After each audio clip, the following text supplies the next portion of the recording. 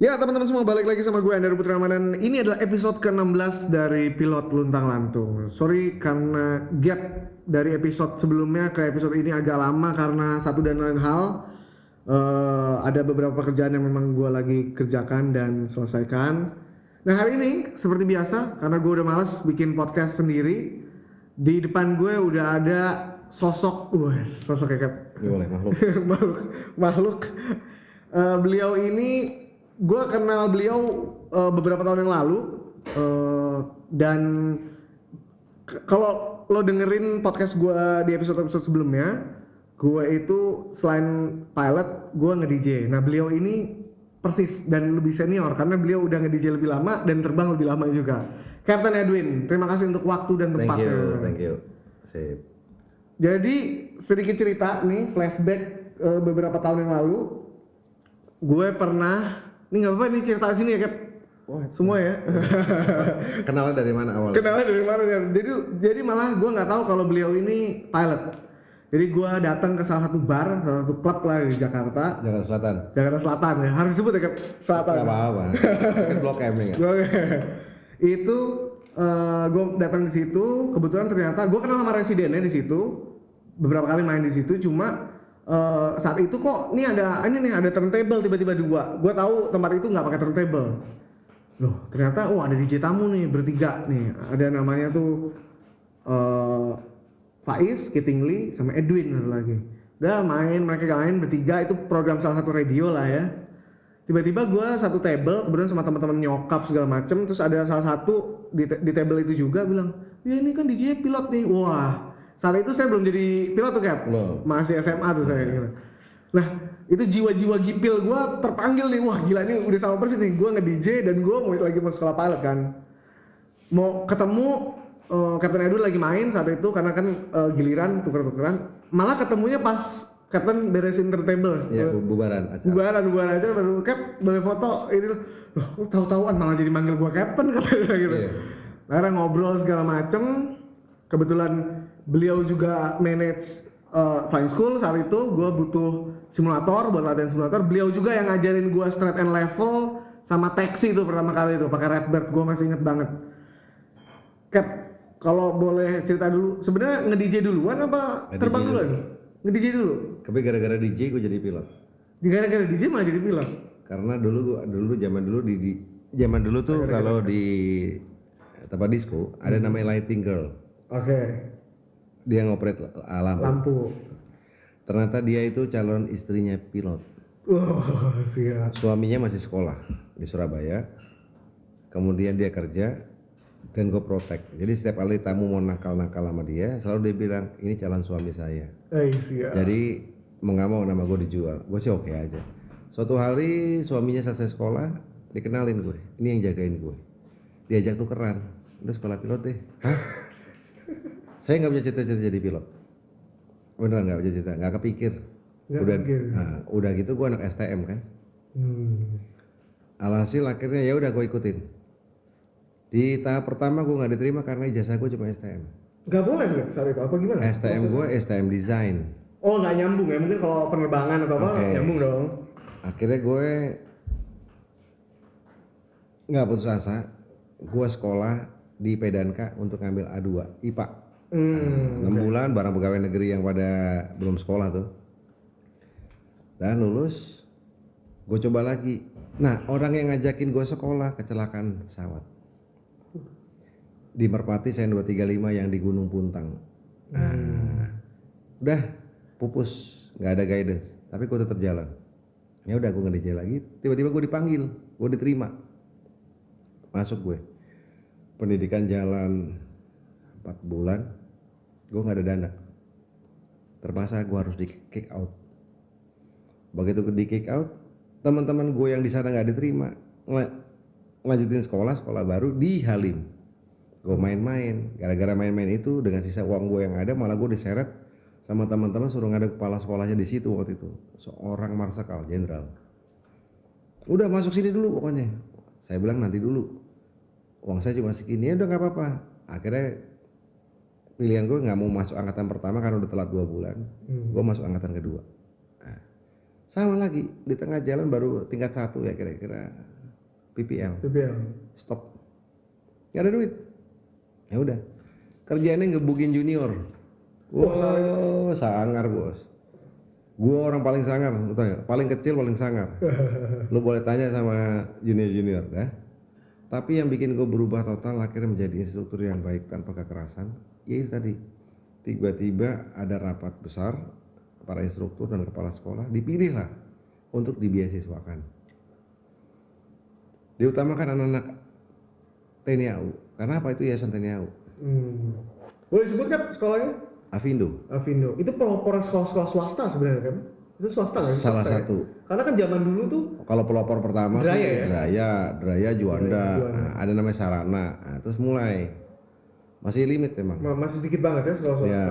Karena saat itu pilihannya either Curug, Angkatan Udara atau keluar negeri. Tahun segitu ya nggak sih? Ya, betul. Karena masih mahal banget lagi kan di sini. Luar negeri pun dihadang sama peraturan pemerintah dengan yang namanya matrikulasi. Nah, untuk menghadang. Dah, teman-teman gue yang nggak terus juga di sekolah di Surabaya itu sama PPL dia kelar dia punya duit dia langsung ke luar negeri, perguruan angin selatan namanya. Southwind. Angkatan lagi booming-boomingnya Southwind ya. Udah. Tapi gue nggak punya duit. Akhirnya gue dapat beasiswa dengan catatan begitu selesai dinas harus mengabdi menjadi instruktur di situ. Oke, gue jalanin. Terjadilah kemudian begitu lulus krisis udah mulai, duitnya dikorupsi segala macam, manajemennya akhirnya hidup setengah enggak. Nah, kemudian larilah yayasan itu menjadi charter. Gua terbang charter. Oke. Itu tahun berapa kan? 96 ke 98. Nah, 98 era wah krisis. Wah, udah nggak keruan tuh kan. Gue masih terbang charter. Nah, persis kira-kira menjelang tahun 2000 dah gue stop, kembali ke dunia asal, nge-DJ lagi. Banyak nge-DJ lagi. Nge-DJ-nya kebetulan tahun itu abis Uruhara masih rame orang jogetan ya enggak? Itu baru masuk ke house music ya kan? Tapi tetap main klasik disco ya? Bukan. Pas lagi house musik saya nggak suka kebetulan. Saya pas pendidikan kebetulan. Jadi ini udah apa sih istilahnya? Eranya udah apa sih kayak mundur lagi ya jadi ke tapi disco. Tahun 2000 lagi booming tuh house. Iya. Saya kerja di satu klub khusus lagu klasik disco namanya Morgan. Pokoknya ngelawan arus sendiri deh. Tapi gara-gara itu se-Jakarta yang musiknya klasik disco cuma dia. Rujukan lah perujukan. Tanpa obat namanya Jumat Sehat kalau joget. Nggak ada pakai begitu-begituan. Kebetulan saya dari dulu emang nggak suka minum, nggak suka ngobat. Buat saya sakit kepala aja minum Panadol, ngapain lu cari pusing ya nggak? Nah gitu kan. Tapi itu kembali lagi itu kan bisa habit dari kecil, emang gua orang perut kampung mulut kampung ya nggak. Makannya soto ayam ya nggak. Makanya kalau minum bir itu pahit. Kalau zaman dulu bilang kayak kencing kuda ya nggak. Dah akhirnya tahun 2000 berjalan, 2002 gue dipanggil temen, udah bantuin deh ada training nih. Nah bikinlah ada satu sekolah masih flying club. Nah, saya yang ngurus izinnya sampai akhirnya jadi flying school. Saat itu belum punya 141 tuh berarti kan ya? Dulu istilahnya belum apa ya? Belum ada CSR kan sih? Udah ada ya? CSR, ya? Ada namanya AOC. Nah, sekolah saya dulu nggak ada namanya AOC. Iya kan saat itu kan belum ini kan tapi tahun saya bikin sekolah itu ngurus itu izin. Udah izin. Cuma kemudian saya masih nyambi nge-DJ segala macam.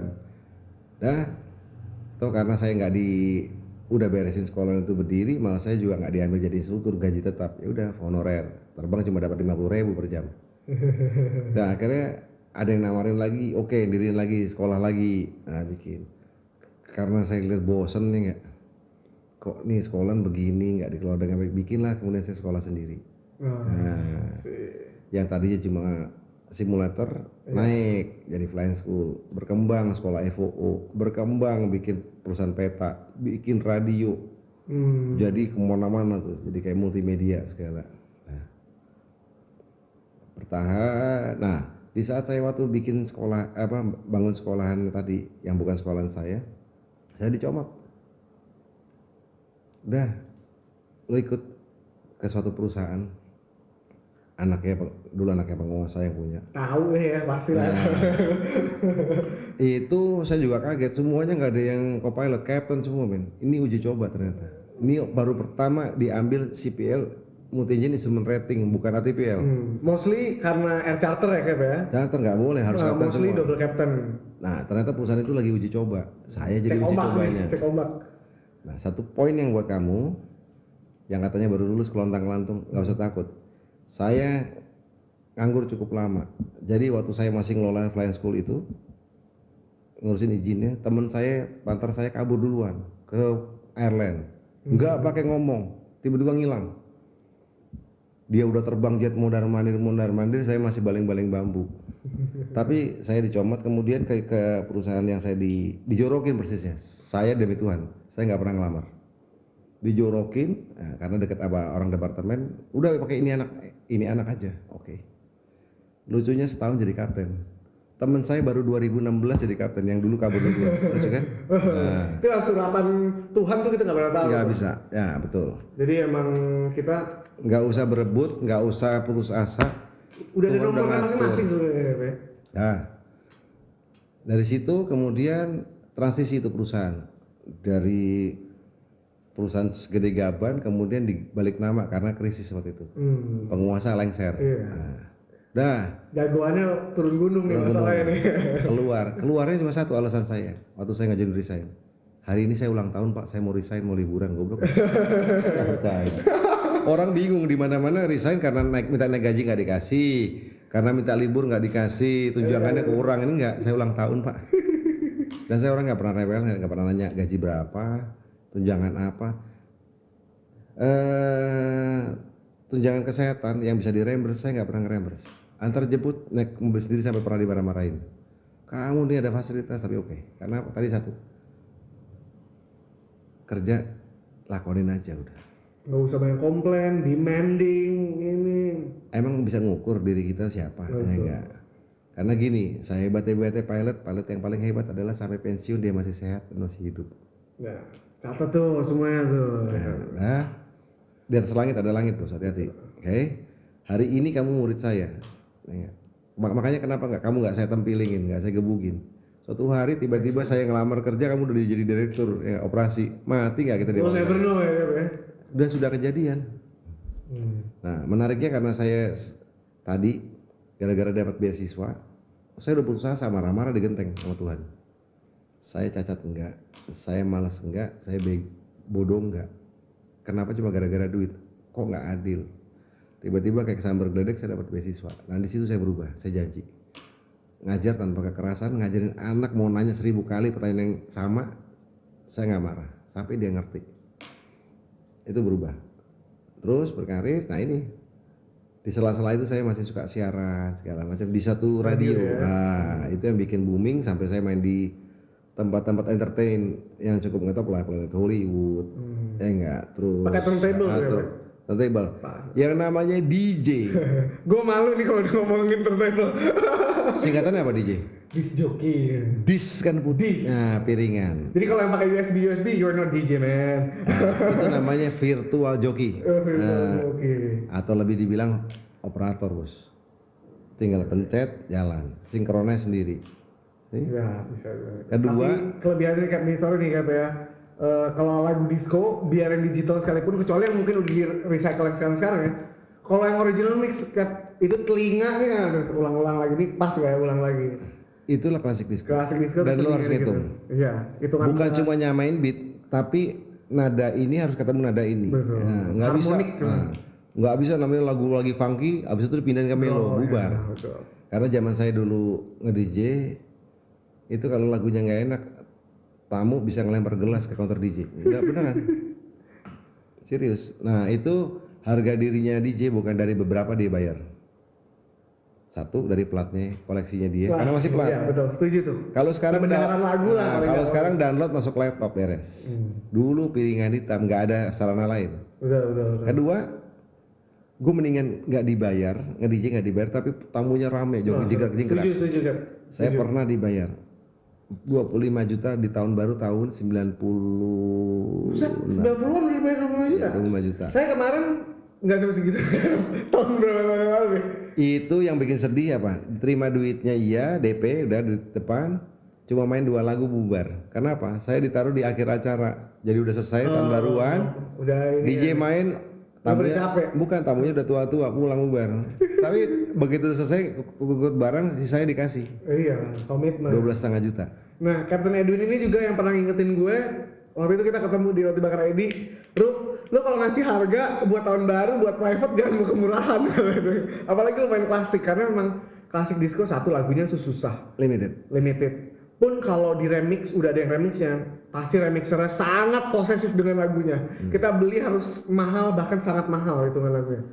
Lalu bener-bener perbendaharaan lagu tuh harus banyak tahu, karena jangan sekarang lu wah mainin lagunya Krisya 1-2 udah ngaku klasik disco. No. Baru tahu You To Me Are Everything atau Can't Get By Without You udah terbilang klasik disco. No, klasik disco itu sangat luas, harus dieksplor tuh. Lu mau disco yang kayak apa? Eranya yang udah mulai masuk house, yang R&B kah? Apa Klasik disco yang bener adalah 70, 80, 90. That's it. di situ ya, pakemnya itu. Udah, nggak ada lagi. Kurang, lu larinya ke vintage. Jadi jauh banget malah. Lewat, udah house segala macam. Oke. Dan musik zaman sekarang udah pasti rata ketukannya. Zaman dulu nggak bener-bener drummer, ya nggak? Lari tuh, BPM lari. Oke. Makanya kalau kemudian saya sempat nge-remix lagu. Jadi kalau lagu Silent Morning biasanya orang umum denger, gua agak beda. Itu yang menarik. Kemudian saya tampil selalu, tim saya namanya Classic Dance Beat. Kenapa diberi Classic Dance Beat? Semua lagu klasik yang dibikin beat. Ada beatnya. Nah, itu juga nggak nyebrang, kayak sekarang main timba-timba aja. Kayak musik pantura. lagunya siapa, pokoknya rame aja cepet ya nggak. Dan saya lagunya nggak bener-bener pakai tes. Kalau sekarang yang penting ada ketukan, neken, pakai pil, asik. Kalau dulu bener-bener kalau lagunya nggak favorit, sampai harus tahu nih itemnya lagu apa. Naikin, turunin, sampai lagu reggae, sampai lagu slow komplit. Sekali waktu gue dengar Captain Edwin main tuh ada lagu It's not that it takes to tell me apa can this be love ya? Itu Itu lagu rock. Iya itu lagu rock tuh. Itu pertama kali ketemu tuh di Beyond waktu itu. Nggak salah DJ kok mainin lagu ginian sih. Itu karena apa? Ini beda, cuma akhirnya gua ngulik, ternyata enak juga nih sebenarnya lagu ini ya. Dikasih beat. Ya, dikasih beat. Itu Cheris juga pernah bikin ya kan? Cheris. Ada soalnya ini tuh Pak. Orang-orang yang mainin pasti lagunya kan? Nah, sebetulnya bicara lagu-lagu lama di remix yang cukup berhasil, saya yang cukup berhasil. Lagu-lagunya Faris RM, lagunya Krisya. Yang lebih seru, ada satu lagu dimasukin iklan ke radio. Tolong dong puter. Sama penyiarnya belum diputer. DJ, nih lu remix. Jadi udah saya remix, saya mainin 2 tahun kemudian baru ngetop. Gelora Asmara. Gue punya yang originalnya, gue yang remix. Yang Groove Bandit berarti itu ya? Groove Bandit awal. Nah, baru ngetop. Makanya waktu pertama kali diputar orang bengong nih lagu. Karena nggak tahu judulnya apa, orang bilang judulnya Aku di Sini yang Gelora Asmara. Itu gue nge-remix. Di salah satu radio yang cukup ngetop dulu. Lagu-lagu radio klasik lah zaman dulu.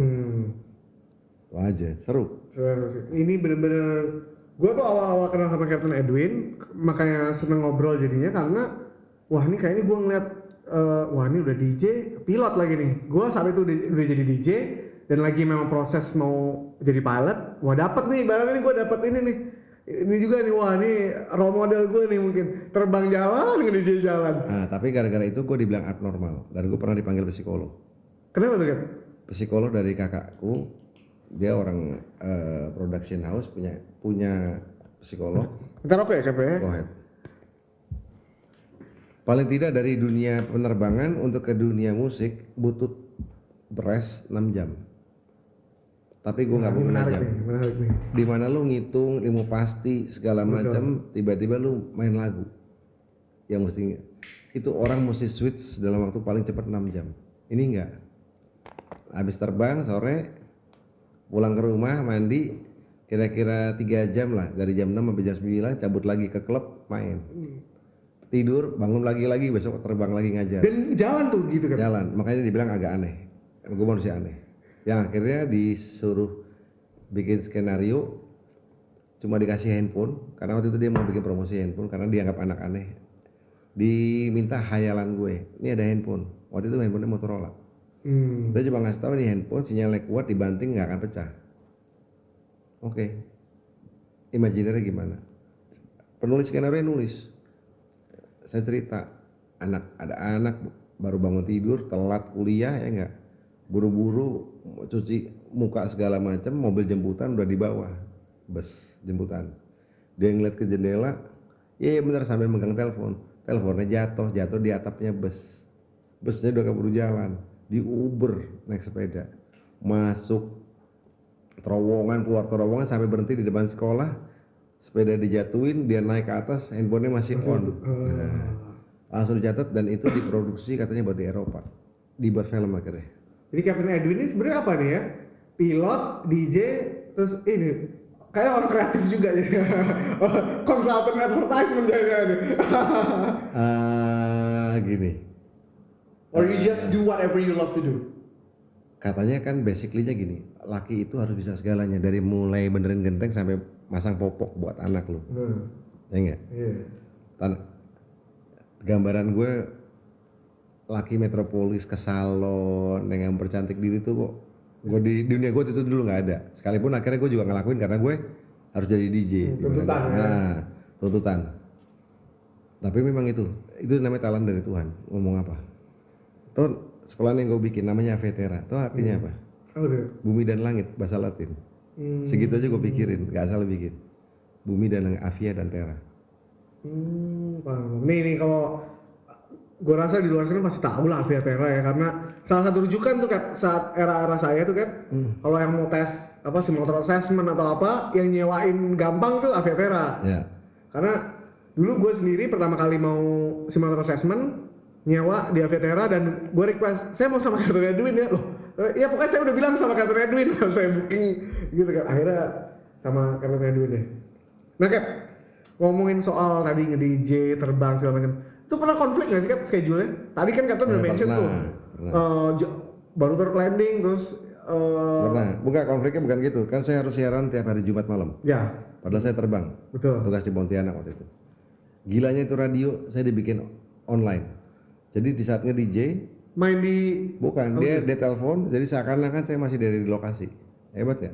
Teknologinya waktu itu pakai telepon jarak jauh. Era tahun segitu, kalau sekarang sih oke lah udah gampang ya. Sampai akhirnya saya ditawarin, lu bikin mixtape, dia putar. Playback lagi. Gitu loh. Suruh bacain request, saya juga bisa terima. Tahun itu masih pakai teknologi bukan WhatsApp. BBM masih masih SMS. Nah, tapi saya tampil di layar saya gitu. Saya bisa bacain request orang. Lucu-lucu. Dan permainannya adalah gini. DJ itu cuma bukan muter lagu. Penampilanmu pun akhirnya menjadi entertainment orang. Contohnya, saya kalau tampil pasti barengan seragam. Dan pakaiannya klasik, yang kerahnya panjang, celananya cutbray, pokoknya unik. Coba bandingin, zaman dulu kalau ke disco nih, pendengar-pendengar semua, tahun-tahun 80, 90, nggak ada namanya ke disco pakai jeans. Rapi, pakai dasi. Emang proper tuh, tempat proper ya. Sekarang antara tamu sama DJ sama, pakai jeans, pakai kaos, gimana? Loh saya aja kan ngeledekin Cap, lu mau nge-DJ Pak, karena kan saya main klasik disco nih Cap ya. For your information, gue mainnya klasik disco, jadi itu lagunya tadi yang seperti Captain Edwin bilang, 70s, 80s, 90s, beneran ya, bukan cuma mainin 1-2 lagu 80s lu udah ngaku-ngaku gue, ubek-ubek Barry White, Jesse Green, Aditya Lupo, siapa ini Cap tuh?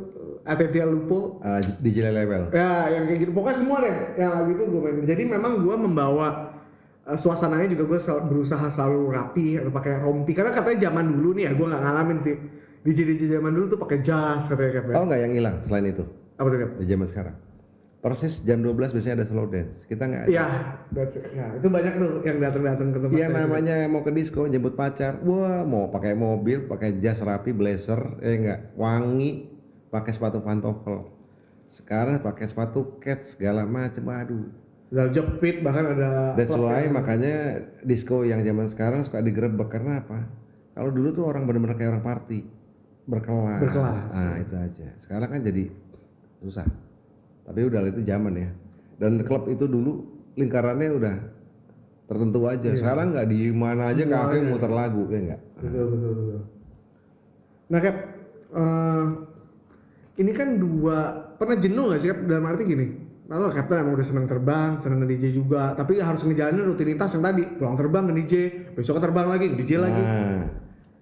Pilot rata-rata jenuh.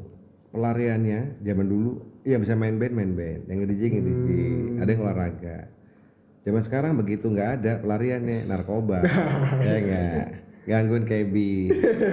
Itu sebetulnya adalah rilis yang cukup baik. Makanya ketemu, gue udah jenuh, gue mau mainin lagu, nggak ganggu orang. Bisa enjoy juga jadi orang lain kan? Tahu nggak kenapa saya mau jadi DJ dulu? Tuh awalnya gimana sih Cap? Sekolah nggak? Sekolah DJ nggak ya? Sekolah. Oh sekolah DJ. Dari kelas 3 SD udah suka disko-diskoan di rumah, nyewain lampu-lampu. Mobile disco ya. Pakai tape-nya pun pakai potensio jadi bisa cepat bisa lambat. Dimana begitu masuk ke disco lu bayar 5.000 10.000, mikir mendingan 10.000 duitnya buat mak gue belanja. Caranya gimana masuk disco gratis? Jadi DJ. Nah, sama. Lu mau naik pesawat nggak usah beli tiket, ya jadi pilot. Oh, filosofinya sama. Iya, bener. Ada lagi. Dan ada nih satu quotes jokes yang serius tapi gua nggak serius. Ini Captain Edwin bilang pas kita simulator Cap. Lo ingat, lo udah DJ, lo mau jadi pilot. Nanti tuh cewek sampai gumo-gumo gitu. Jadi lo hati-hati gitu. Itu gua inget sampai detik ini tuh selalu inget karena tuh bener-bener ya namanya juga DJ biar gimana kan mau dibilang gua nggak minum, gua nggak ini segala macam tetap aja namanya dunia malam tuh orang konotasinya kan udah ini Cap. Tapi gue bisa buktiin kok nggak. Nah itu gimana Cap? Bisa meluruskan itu Cap di kayak tadi Captain ya? Bisa meluruskan apa bisa menolak? Meluruskan dalam arti gini. Orang di luar sana pasti ngeliat gini, lu kan pilot, lu harus istirahat benar, lu harus jauh dari kehidupan malam segala macam. Kenyataannya pas medical dicek saya nggak mengandung alkohol. Itu ya. Dan gimana orang, karena gini kan ada orang yang apa istilahnya tuh kayak nganggep, wih DJ keluar malam dulu nih, wah ceweknya banyak, wah mabuk lu neken ya lo. Di satu sisi Captain kan harus jadi pilot yang bukan, kalau kemudian DJ wah lu tukang mabuk, enggak gue pilot. Enggak juga sih enggak, gue harus hidup sehat. Nah jadi akhirnya makanya gue bikin acara dulu namanya Jumat Sehat gitu. Itu semua lu nggak bisa menyamaratakan, it's a choice gitu. Dan nggak ada dulu memang pasti ada aja yang DJ yang main harus mabok dulu baru bisa main atau enggak itu dia gugup ya, sama di dunia penerbangan kenapa sih pada pakai mungkin gugup mungkin nervous segala macam gitu loh. Nah Cap, udah tadi orang-orang tuh pada tahu nggak sih Cap yang dengerin Captain ini tamu-tamu lah atau listeners di radio kah? Kalau Captain nih selain DJ pilot juga gitu. Pada tahu nggak sih orang-orang tuh? Tahu, makanya dipanggilnya kalau lagi di frekuensi yang tahu manggilnya bukan nama DJ. Bayangin mau landing di Denpasar, bisa bayangin nggak yang monitor berapa puluh pesawat. Di final cuma calling on final clear to land DJ gue tunggu di atrok. Dateng nggak masih jadi co-pilot sampai Captain teriak siapa tuh. Nggak lama begitu landing saya tanya atrok jam berapa gitu kan masih dulu bisa celetukan. Coba saya tanya ini siapa, ternyata salah satu orang perhubungan. Wajib hadir bos. Harus langsung ya. Harus langsung. Bukannya untuk diajak mabuk, suruh main DJ. Iya. Itulah karena nge-DJ itu sebenarnya hampir sama kayak pilot ya. Nah, kalau pilot sekarang mungkin udah banyak ya. Sorry, gue agak beda. Bedanya begini. Gue suka nge-DJ-nya. Mainin lagu lucu. Lagu Jawa dikasih beat. Jadi bisa di mix. Sorry.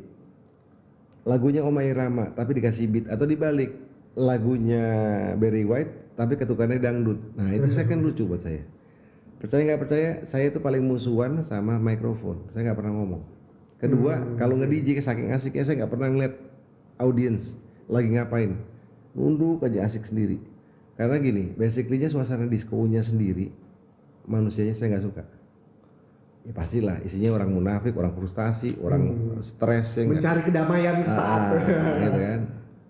Tapi saya suka musiknya. Tapi ternyata musiknya itu dinikmatin orang. Saya artnya yang saya ambil. Di situnya dia. Itu aja sebetulnya. Dan kuncinya satu, kalau lu jadi DJ lu jangan punya pacar. Mati berdiri bos. Lah tamu macam-macam ya enggak. Yang sambil mabok ngerangkul, udah yang ada lu digebugin pulang ya enggak. Mendingan tetap single fighter. Akhirnya keterusan sampai jadi pilot pun sekarang masih single. Gitu loh. Silakan boleh di follow tuh IG-nya katanya gitu. Keputusan manusia paling bodoh apa? Nikah. Karena Udah tahu bebas, mau kemana aja, ngikat satu sampai tua, nggak sampai peyot, nggak joke. Nah, apa Kep? Kira-kira yang bisa disamain sih antara nge-DJ sama terbang, ada nggak? Kira-kira? Gini, di mana ada keteraturan, ada prosedur yang mesti dibaca, habis ini, mesti nyalain ini sama persis. Kedua, di mana ada flow-nya, lu landing nggak bisa gabruk, awan segede gaban lu tabrak juga enggak kan, lu buat soft. Nah itu lu artnya di situ ya, sebenarnya ada apa juga. Makanya saya pernah terbang, kan saya di charter, bawa gubernur.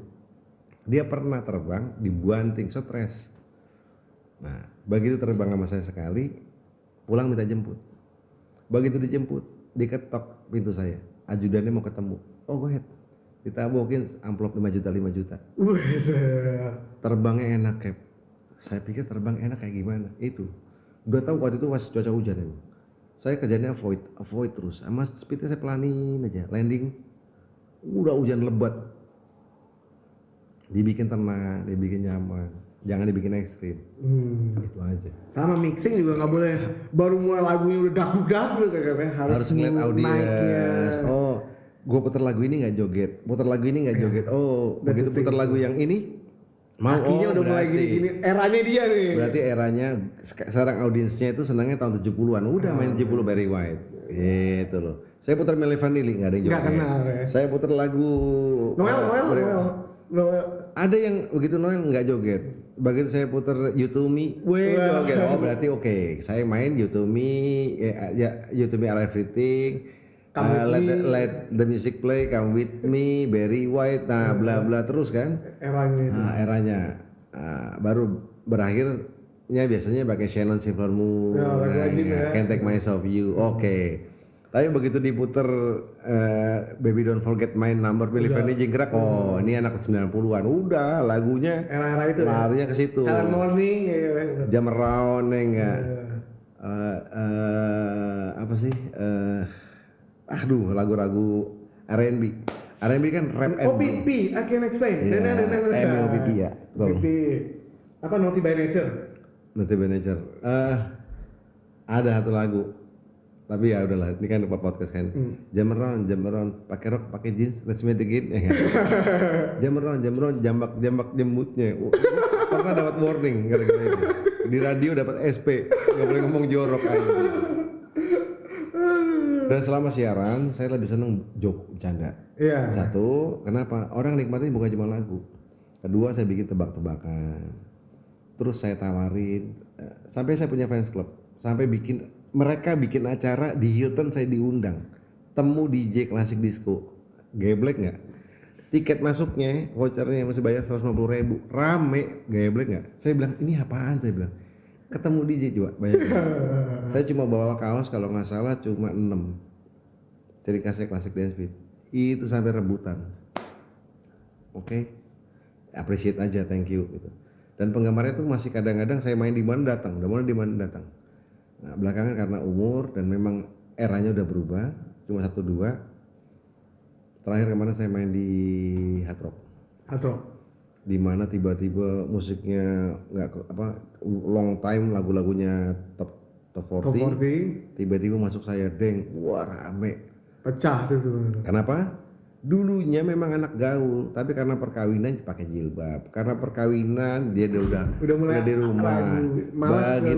Begitu dia denger, memang tetap di bangku, tapi goyang-goyang kakinya, nah itu. Itu makanya saya kan lama di Seguan, itu kan sebenarnya restoran. Tapi setiap Sabtu malam saat itu pas karena ini pandemi ya udah nggak ini. Itu gitu. Jadi itu adalah pelarian orang-orang yang udah males atau malu lagi masuk ke klub. Jadi dia dinner sama keluarga, habis itu jam 9, setengah 9 tuh udah mulai tuh. Udah mulai saya main segala macam. Ada dance floor-nya? Nggak Ya ada. sedikit lah, cuma berapa ini, sedikit. Ntar saya tunjukin videonya deh. Oke. Sayangnya lu nggak pakai table, kalau pakai table gue datang. Berapa kali saya diundang cuma suruh ngisi beberapa contohnya hard rock atau penutupan di FX, saya yang closing. Dan saya mencapai rekor hard rock berdiri dari tahun 92 revenue tertinggi 250 juta. Semalam ya. Malam net. Sebelumnya saya Jepratan dong DJ-nya kan hitung revenue kan? 50 juta dibayar. Wah sih. Jadi waktu itu revenue-nya masuk 150 juta. Mecah rekor. Nomor 2 setelah Boy George. Show kedua saya mecahin rekor sendiri 250 juta net. Jam setengah 12 bir habis. Gila. Jam setengah 1 whisky habis. Alhasil apa? Jam 1 saya bubarin, ngamuk orang. Kenapa? Kalau diterusin aus. Kasih wedang Itu masuk kapasitasnya cuma 500, masuk 1000 orang. Wah gila. Counter checknya udah gitu. Saya nggak bisa kencing, saya bisa kemana-mana. Padet. Kalau mau nanti saya bukain di laptop foto-foto saya. Waduh, gila. Sama klub di Borobudur namanya Manhattan. Itu kapasitas 2000, yang datang 1800. Bisa bayangin nggak? Bukan Musro kan? Bukan, Musro di bawah ini Manhattan gede yang ada. Nah, selama itu udah dipanggil Ahmad Dhani, dipanggil Agnes mau cuma 150 orang, 200 orang. Ini sampai segitu banyak orang sampai datang Godfather-nya yang punya ngasih champagne.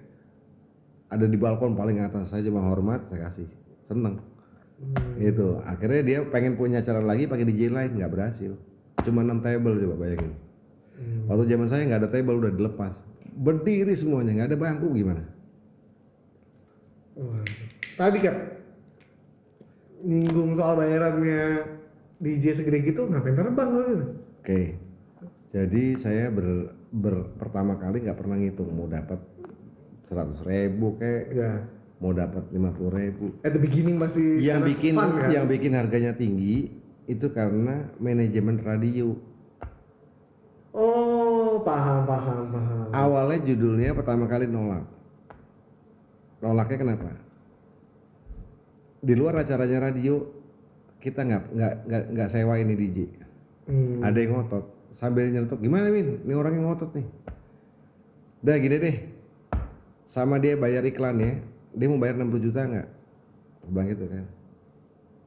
Terus dia telepon lagi, nggak, DJ-nya aja 50, take it or leave it, sambil turun ke lift. Nyampe rumah ditelepon, orangnya mau, goblok gak? Tanya DJ Faiz. Gila. Itu pun saya minta kamar khusus, DJ Faiz sendiri, gua sendiri. Disediain nginep 1 malam, jadi 6 jam sebelum acara sama abis acara saya stay di situ sampai disiapin minuman, kebetulan nggak suka champagne segala disiapin kompor.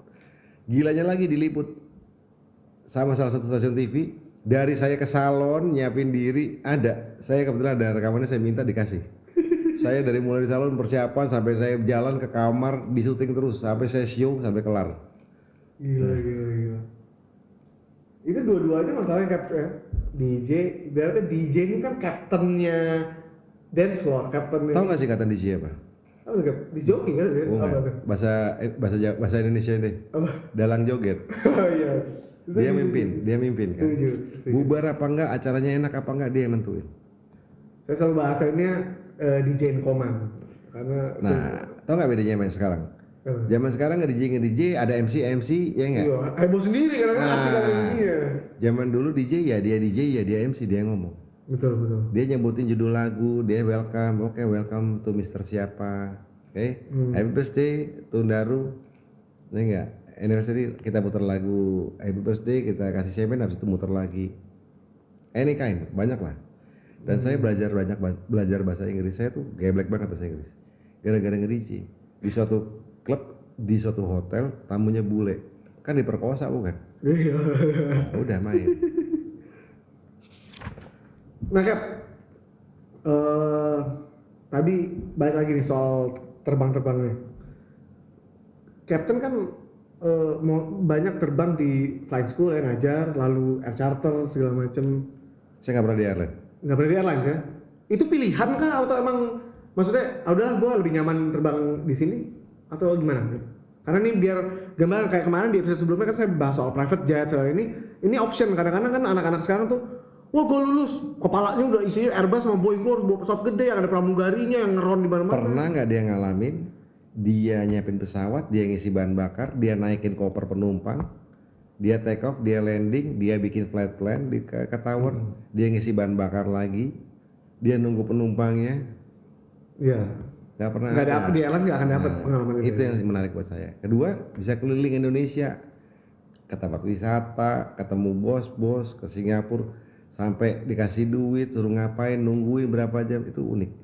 Dan lu mesti sabar.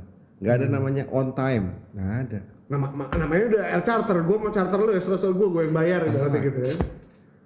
Ini cuma dibilangin nanti kita terbang besok ya, ya oke. Besok ya, Udah santai di restoran makan, dah masuk kamar udah pakai kolor, telepon ring, Cap, saya mau terbang. Jam berapa Pak? Kalau bisa ini malam deh. Saya minta waktu 2 jam. Jam 10 malam take off kemana Pak? Kita dari Bali waktu itu. Kita ke Singapura karena besok pagi saya harus meeting. Coba check out, pakai menghitung flight plan, ngitung lagi rute, ilmunya di flying school kepake. Ngutang rute, hitung sendiri kan nggak ada FOO, nggak ada siapa-siapa. Terbang landing Singapura, clearance segala macam, beres, dah masuk hotel baru tidur. Self dispatch tuh namanya. Nah, seru kan? Ilmunya banyak. Kepake deh tuh ya di flying school. Makanya nyambung charter sama flying school, nyambung. Gitu. Betul. Setuju sih Cap. Nah sama kayak nge-DJ di acara private gitu. Lu dibayarnya udah nih gede nih. Lu mau dimainin suruh main sejam, bukan standby aja dan yang eventnya jam segini sampai jam segini ya. Beratnya bukan itu kalau di private. Oh, Cap. Saya mostly nih Cap ya.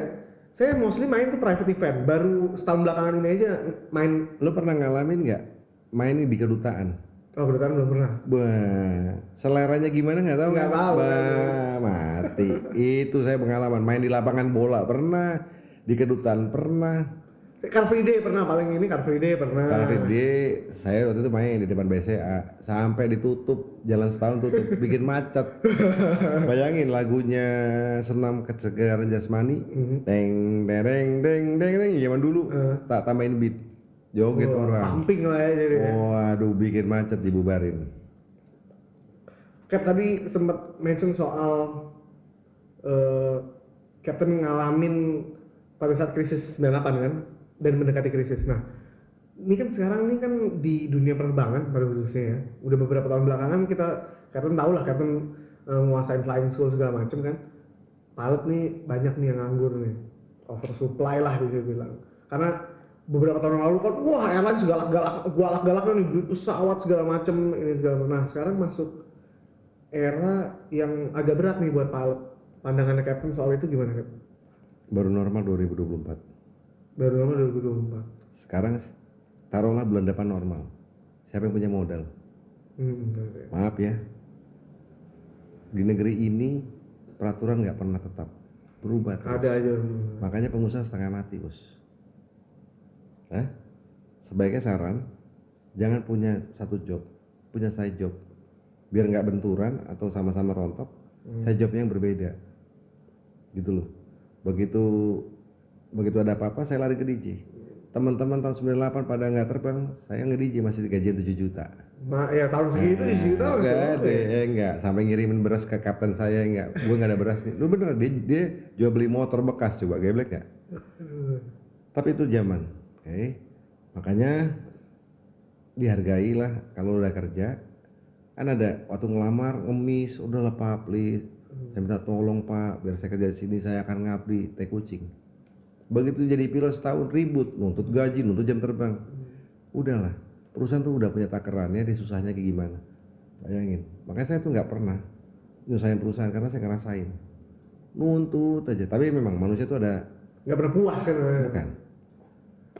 Ada 4 tipe. 1 planner, dia yang planning. Kedua leader, ya. Keempat worker, Yang parah ini keempat, follower protes iya, mimpin gak bisa, hasil mimpinnya enggak, kerja juga gak bener, banyak, tapi ngotot. Lucunya zaman saya dulu namanya mau cek PPL, CPL, disuruh cek kabur, stres. Ini kok saya waktu ngajar, ada instruktur dibentak-bentak sama siswanya. Kapan saya cek? Tantang ya guys. Waduh anjing. Geblaknya itu instruktur diem aja. Cuma aku tanya, ini murid lo? Iya. Mau cek? Iya Cap. Oke. Saya tanyain 4 pertanyaan nggak bisa jawab, diem. Gue cuma bilang, kayak gini lo mau cek? Emang modalnya apa itu dicek? Gitu loh. Jadi zamannya mau berubah. Dia pikir dengan uang selesai. Atau kalau udah nyampe targetnya sekian ratus jam harus cek. Enggak. Saya cek CPL di 200 jam. Sekarang 150 jam cek. Gini, yang dicek itu skill.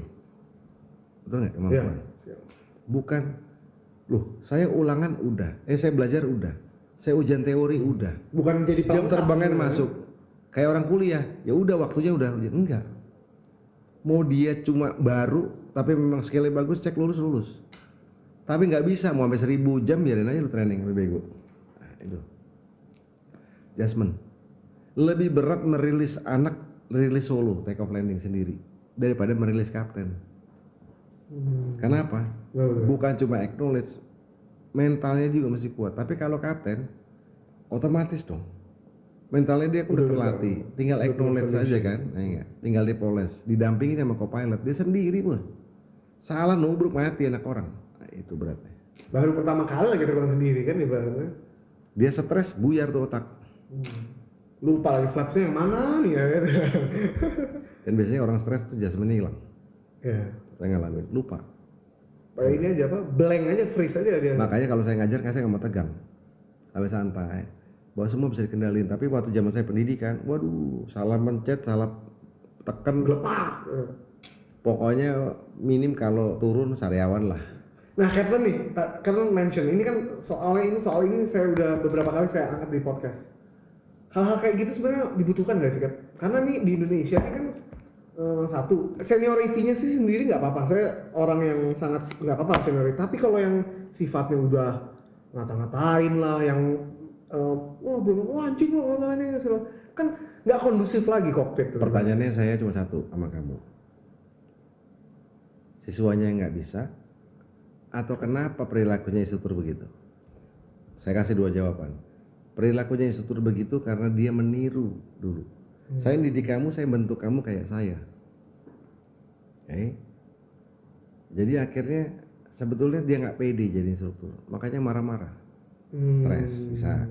Atau dia niru cara instruktur dulu ngajar, ngeplak ya harus ngeplak. Saya buktiin, saya pernah ke Amerika, nggak pernah tuh ada gambar-gambaran anjing lu nggak ada. Ya jadiin aja terbang. Pertanyaan saya satu, kenapa siswa kalau nggak ngerti nanyanya sama teman, kenapa nggak nanya sama instruktur? Males lah, pasti ketemu instruktur model gitu kan. Makanya saya rubah mental saya. Saya jadikan saya instruktur sebagai teman. Nggak pernah saya bilang, saya instruktur ya, nggak pernah. Ya udah, yuk kita terbang ya, ngobrol berdua. Makanya dia banyak nanya. Nggak ada gap lah antara murid sama instruktur gitu. Dan instruktur itu harus mengetahui kejiwaan. Anak ini kurang tidur, anak ini punya masalah. Kenapa dulu pakai kekerasan? Tahu nggak kenapa? Kan selalu itu dijadikan dasarnya tuh, membentuk mental agar ini segala macam. Karena dulu beasiswa ditarget waktu. Mau dia akabri, dia mau curug sama. Beasiswa dong. Target lu cuma dapat jam 100 jam. Lewat dari 100 jam lu fail. Jadi dipaksa 100 jam harus lulus. Duit negara nih, lu dibayarin, makanya boleh dibentak-bentak. Kayak saya waktu jadi siswa, dapat beasiswa, habis bos. Tapi udah bayar, lu terserah saya mau bayar sampai 1000 jam ya monggo-monggo aja, betul nggak? Ngapain lu mesti marahin? Itu. Siswa itu terkadang obsesi orang tuanya. Banyak kejadian. Bapaknya pilot, anaknya pengen jadi pilot, padahal nggak punya mental. Padahal kapten pilot itu lupa bahwa anak itu hasil dari perkawinan. Kalau dia mental istrinya bagaimana? Nggak tahu tuh. Dan sudah kejadian sampai akhirnya bapaknya nggak terima sama saya. Nggak mungkin anak saya nggak bisa terbang. monggo silakan naik simulator, coba ajarin. Terakhir anaknya dikeplak, saya bilang tolong jangan ada kekerasan di simulator. Ini yang namanya talenta, bakat terbang, makanya ada tes bakat Tes terbang. bakat tuh. Tuh, ada yang born to be fly, jadi lahirnya memang dia udah punya feeling terbang. Nah gitu. Sama seniman, emang bisa dipaksain? Nggak bisa. Nggak bisa juga. Terutama nyanyi itu kan bakat dari Tuhan. Given lah ini. Nah udah. Sama orang punya sixth sense. Bapak kamu tuh dukun, masa kamu nggak bisa ngelihat? Nah, sama, itu aja. Turunan saya nggak ada yang pilot, saya satu generasi cuma saya sendiri. Aneh kan? Jadi wajar kalau bapaknya pilot, anaknya pilot, itu umum. Tapi ya, bapak gue petani, jadi pilot kan aneh. Nah, gimana Captain bisa bagi waktu antara nge-DJ sama terbangnya? Sebetulnya kalau bagi waktu jamnya saya nggak masalah. Yang repot kan di waktu yang berbeda, tempat yang berbeda. Itu yang nggak ketemu ya susah. Sama-sama hari Jumat tapi saya di Pontianak, padahal siarannya di Jakarta ya udah. Nggak. Dalam arti saya makanya kenapa berpartner, saya nggak pernah nge-DJ single fighter, belum pernah. Belum pernah. Saya nggak begitu suka. Single fighter biasanya saya main dalam event tertentu aja. Tapi kalau yang rutin selalu berdua. Kenapa? Kalau ada apa-apa, in case ada backup. Nah, pilot sih DJ, jadi always prepare. Kebiasaan. Alternate, second alternate, take off alternate-nya banyak pokoknya. Yes. Oke, Cap. Kita udah bicara panjang lebar soal penerbangan soalnya. Tolong Captain. Sebelum kita closing, saya mau nanya ini sebenarnya pertanyaan mesti tadi di awal. What kind of pilot are you? Gue? Yang menikmati apa ya, traveling. Menikmati traveling. Terbang itu bukan lo ngadepin ujian, bukan. Terbang itu enjoy. Nikmatin aja. Dinikmati di kokpit itu lo bisa akrab sama sebelah lo, bisa ngobrol, nyambung. Kalau belum apa-apa udah ngegas duluan, baru satu leg ya. Dan itu terjadi di teman-teman yang di airline. Kenapa? Biasanya hari ini terbang sama siapa, besok sama siapa lagi nggak ketemu. Ketemu kapten yang habis dimarahin sama bininya, ya enggak? Utang banyak kali ya. Kayak gitu kan. Enaknya kalau di charter ketemunya dia terus. Jadi akhirnya kita bisa jiwain. Sama kayak waktu di flying school kan, ya enggak? Ngobrol terus. Tandemnya tuh. Nah, ilmunya malah dapat. Ini begini loh. Jadi sharing loh. Dua, jangan pernah punya target apapun, lakukan yang terbaik aja. Oke? Banyak orang nggak jadi kapten, padahal dia udah senior banget. Kenapa? Attitude-nya. Itu aja. Bukan karena acknowledge aja, tapi karena attitude-nya. Dikasih tau nggak mau pala batu, mau sendiri, bahaya kan? Sebetulnya pilot itu orang yang harus nurut saya mau siapa? Matanya sih kalau mau main sendiri apa nggak buyar sama. DJ kalau mau main sendiri, tamunya klasik disco kalau putar dangdut bubar nggak? Sama. Lo ya prinsipnya sama tuh. Makanya kalau orang pala batu nggak bisa sebetulnya untuk dunia dua itu nggak bisa mau main sendiri. Bagi namanya pilot ya, prosedur jelas, ininya jelas, udah lu ikutin, lu aman, nggak usah aneh-aneh deh berarti ya, nggak usah neko-neko, follow prosedur. DJ kan mainin beat. Betul. Beat teratur bukan? Teratur. Orang yang suka sama lagu biasanya suka keteraturan hidupnya. Perhatiin. Tapi kalau anak pemberontak, diem biasanya. Begitu diputerin lagu, lu suka lagu apa? Lagu rock, udah nggak usah pikir panjang. Ini anak lagi berontak di keluarga. Keras. Itu bisa kelihatan. Tapi murid saya kebetulan, bukan murid, junior. Ambon, omnya debt collector. Nggak percaya. Tapi senengnya denger lagu-lagu Bruri. Waduh, melankolis. Sampai nangis-nangis gitu. Itu. Karena apa? Ternyata dia seneng keteraturan. Keras-keras tapi ada keteraturan. Yang penting itu. Dan psikis seseorang bisa dinilai dari taste lagu ya. Sekarang banyak sekali orang dites pilot yang ngetes nggak tahu apa yang mesti dites. Apa itu tes? Apa yang dites? Saya tanya nggak tahu. Lu ngetes apaan? Nah gitu loh. Padahal itu satu kepatuhan, kedua keteraturan. Teratur tiap saat itu, lu baca checklist, apa yang diurut, prosedurnya apa, betul nggak? Dan nggak boleh bosan kan hari-hari gitu. Sekarang gue tanya, kenapa lu harus ngikutin prosedur? Kenapa harus ngikutin prosedur? Satu itu dari jelas dari pabrikan atau operator yang harus di follow sesuai sama itunya. Lepas daripada itu, boleh nggak gue ngelanggar prosedur? Nggak, gue ikutin prosedur. Boleh nggak? Secara ini sih nggak boleh misalnya. Sebetulnya boleh-boleh aja. Tapi gue bikin perumpamaan boleh. Boleh? Sekarang lu lagi duduk kebelet kencing, apa yang lu buat? Kencing lah. Lu jalan ke kamar mandi, tutup pintu, kunci pintu, buka celana, Iya. ngeluarin titit, kencing. Cuci, masukin lagi titit pakai kolor, buka pintu, keluar. Sekarang lu bolak-balik. Lu buka celana dulu baru aneh nggak? Aneh. Nah, jadi bisa tapi lu dianggap abnormal, lu aneh. Gitu. Analoginya ke situ ya, Pak. Itu aja, itu namanya prosedur, urut. Nggak cuma asal ngelakuin, tapi ini juga Boleh. Gue mau mendarat, landing gear dulu, boleh aja nggak? Flap langsung full boleh. Tapi lu jadi berantakan hidup lu ya nggak? Landing jadi nggak turun, orang nggak nyaman. Udah dikasih ya, yang ini bagus nih. dikasih guidance-nya Ya. kan. Makanya di follow tuh. Maka waktu kecil diajarin kencing di toilet. Boleh nggak kencing di pojokan? Boleh. Sekarang dibalik. Boleh dan bisa. Ya. Begitu lu kerasa kencing, lu kencing dulu. Baru ke kamar mandi, ya enggak? Ya enggak? Baru tutup pintu, baru buka kolor. Gila kan lu namanya? Nah, itu. Oke, terakhir. Ini kan mungkin di luar sana masih banyak nih yang senasib seperanggungan sama saya nih. Masih banyak, ada ribuan bahkan pilot yang masih nganggur. Ditambah lagi nih, kita udah lihat nih ya, di luar negeri aja. Tadi kita bahas Captain A380 aja bisa jadi supir truk ibaratnya kan. Kondisi lagi COVID kayak gini. Captain kasih motivasi, jangan pesan-pesan dong ke teman-teman di luar sana yang mungkin masih nganggur atau yang tiba-tiba wah habis di PHK baru terbang sebentar. Aduh, filosofinya gini nih. Apa ya lu kalau nggak jadi pilot terus lu nggak jadi orang? Apa kemudian kalau lu nggak jadi pilot lu nggak makan? Poin pentingnya apa sih? Lu hidup, lu bisa makan. Semua udah ada yang ngatur, Bos. Itu hanya profesi. Kenyataannya ada orang kuliah hukum, sampai lulus, cakep, bukan jadi lawyer, kagak, jadi seniman. Nggak nyambung nih sebenarnya. Tapi orang lain bercita-cita sarjana hukum, mau jadi lawyer, begitu gagal stres.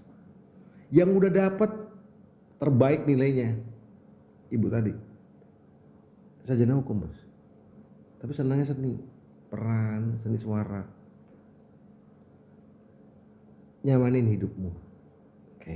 Ikutin, jangan ngelawan arus. Semakin lu ngelawan arus hancur badan lu.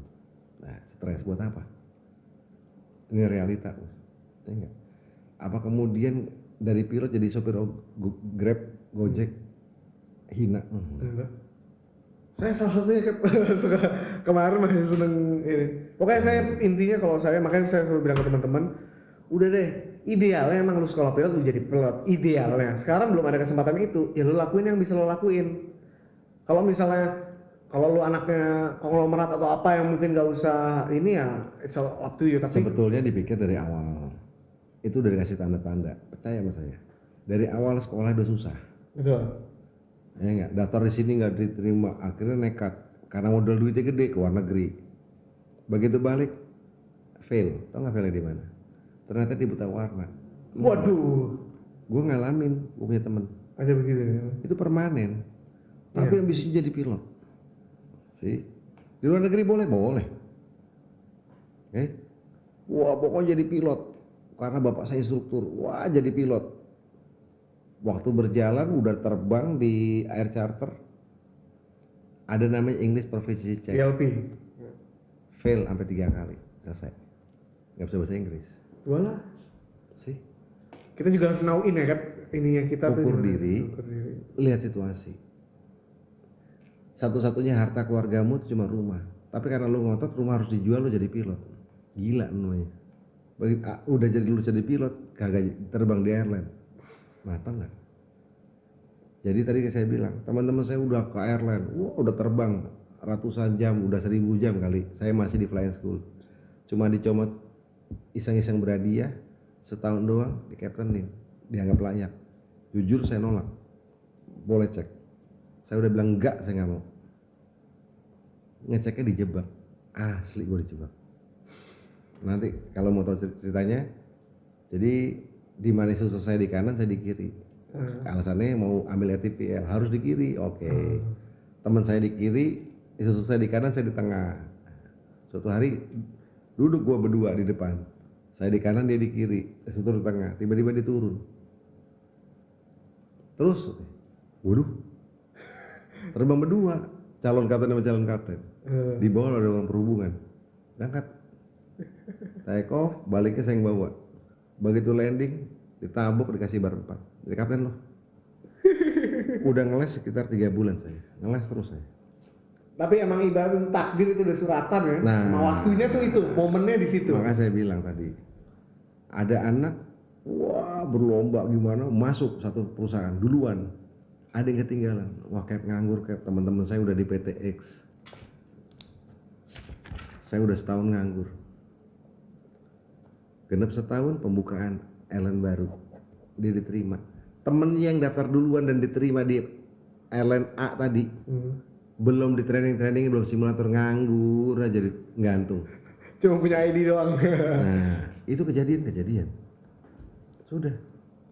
Dan tolong please, jangan akal-akalan, jangan ikut temen. Kalau waktu diterima. Emang gue pernah ngelamar kerja? Nggak pernah. Ngelamar di airline nggak pernah. Dijorokin mulu, ya enggak. Perusahaan butuh pilot main comot, tiba-tiba di sidang, sini bantuin terbang, ini nggak percaya, cuma dikasih KTP sama license doang, fotokopian, udah besok simulator lagi. Astaga, gaji berapa saya nggak tahu, beneran sih.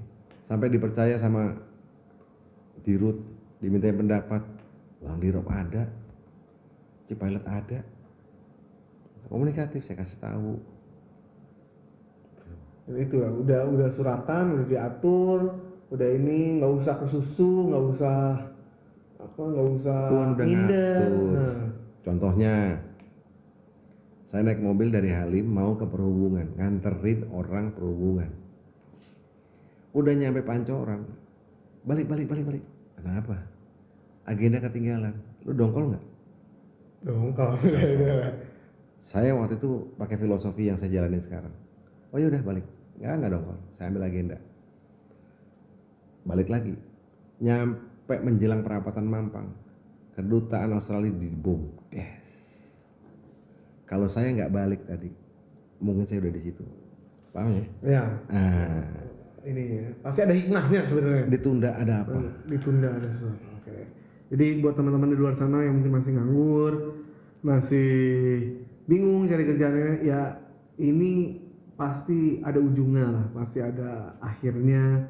Tinggal gimana kita ngejalaninnya aja nih. Kita tetap harus produktif, harus semangat. Ya klise lah kalau gue ngomong semangat, jangan ini, jangan itu, ya omong kosong juga. Bukan, maksudnya semangat tuh gini lah, semangat tetap hidup. Jangan kayak pupus banget gitu loh, kayak kadang-kadang kalian udah, waduh gue buang aja nih. Bukan sekarang sedunia lo mau ngomong. Iya, apa? Susah juga kan. Pokoknya jangan minder, dan ini perbanyak tetap bicara, ngobrol sama teman-teman yang pilot juga.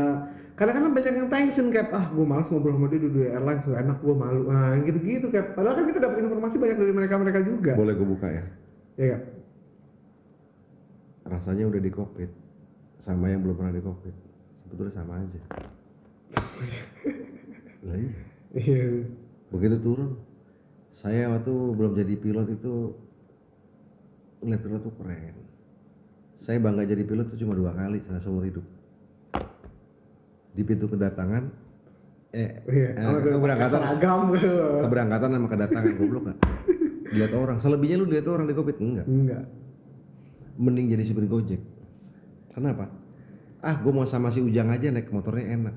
Tapi lu landing, take off landing bagus apa kagak gak ketahuan nih nggak pilotnya siapa. Cuma kalau landingnya gubrak, padahal terbang lu cakep semua prosedur cuma gara-gara gubrak. Oh diomongin udah selesai. Itu bego yang kita nih pelanding bos jadi kan. Nah gitu aja udah. Bukan penerbang ya berarti ya, pelanding. Pak ada terbangnya ngaco nggak keruan nih nggak. Tapi landingnya smooth, wah pilotnya jago. Padahal kacau prosedurnya nggak, nah, gitu loh. Gitu dia. Sekali lagi semua itu ya ada jalannya, ada porsinya masing-masing, terus gimana kita aja. Kalaupun akhirnya sudah diterima, dikasih rezeki sama Tuhan, dijaga. Dan disia-siakan ya Cap ya. Tahu nggak caranya gimana? Ya lu jangan ngutik-ngutik namanya narkoba, nggak usah ngutik-ngutik perempuan, ya nggak? Timbul perkara, main narkoba di penjara seumur hidup. Ntar ujung-ujungnya begitu di penjara nangis, saya punya anak istri. Lu waktu pakai narkoba mikir kan ini kan goblok. Nah, udah punya istri atau punya pacar masih ngutik-ngutik pramugari jadi ribut perkara. Rame. Itu aja. Wow, waktu nganggur, waduh, gue pengen jadi pilot. Wah, terbang baru sebulan udah. Janjinya sama Tuhan 1000, janjinya manajemen 1000. Begitu udah di airline ngaco. Pertama begitu terbang, hasil pertama kasih ke orang tua. Mau nilainya cuma 1 bungkus gado-gado kek, mau cuma 10.000 perak itu dulu. Doanya orang tua, bos. Restu orang tua tuh yang nggak pernah. Saya udah ngalamin macam-macam. Terbang take off depan badai, nggak tahu feeling. Request dia disuruh request heading 350. Saya bilang request heading 020. Afirmatif, belok kanan. Saya cuma ngeliat cahaya kecil aja. Ternyata saya lewat 020, kanan awan, kiri awan, di tengah kosong. Aneh. Kalau enggak saya udah kebanting-banting nggak keluar. Apa aja. Saya nggak suka masuk badai, kenapa? Saya nggak tahan dari atas ke bawah, biji bos. Waduh ngilu aja. Ngeri sedap. Nah itu aja ya. Oke Cap, terima kasih buat waktunya sama kesempatannya hari ini. It's been a pleasure to talk with you, dan buat teman-teman semua, mudah-mudahan podcast ini jadi sarana hiburan teman-teman semua di luar sana dan sarana penyemangat juga di era-era COVID kayak gini yang aduh, apalagi udah kebayang nih kan, yang udah terbang aja pusing nggak terbang, nah apalagi kita cuma yaudah jalanin aja, hidup lu cuma sekali, udah jalanin aja, udah nikmatin, jalanin, nggak usah dipikirin. Terima kasih, saya Andaru Putra Ramadan, Saya dengan Edwin. Signing out, semoga kita bisa ketemu di episode berikutnya. Deh.